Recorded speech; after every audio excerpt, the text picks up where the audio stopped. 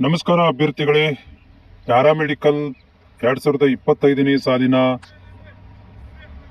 ವಾರ್ಷಿಕ ಪರೀಕ್ಷೆ ಬರೆದಿರುವಂತ ಎಲ್ಲ ವಿದ್ಯಾರ್ಥಿಗಳು ಈಗ ಫಲಿತಾಂಶ ಸಲುವಾಗಿ ಕಾಯ್ತಾ ಇದ್ರಿ.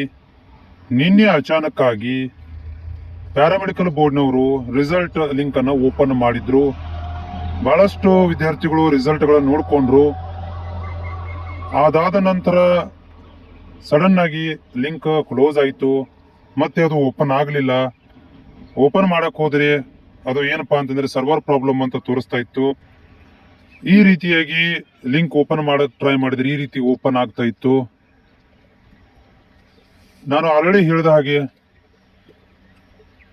ನಮ್ಮ ಚಾನಲ್ ವತಿಯಿಂದ ನಿಮಗೆ ಪ್ಯಾರಾಮೆಡಿಕಲ್ಗೆ ಸಂಬಂಧಿಸಿದಂತ ಡೌಟ್ಗಳನ್ನ ಮಾಹಿತಿಯನ್ನ ಒದಗಿಸುವಂತ ಕೆಲಸವನ್ನು ಮಾಡಲಾಗುತ್ತೆ. ವಿದ್ಯಾರ್ಥಿಗಳ ಚಾನಲ್ ಅನ್ನ ಸಬ್ಸ್ಕ್ರೈಬ್ ಮಾಡಿಕೊಳ್ಳ್ರಿ.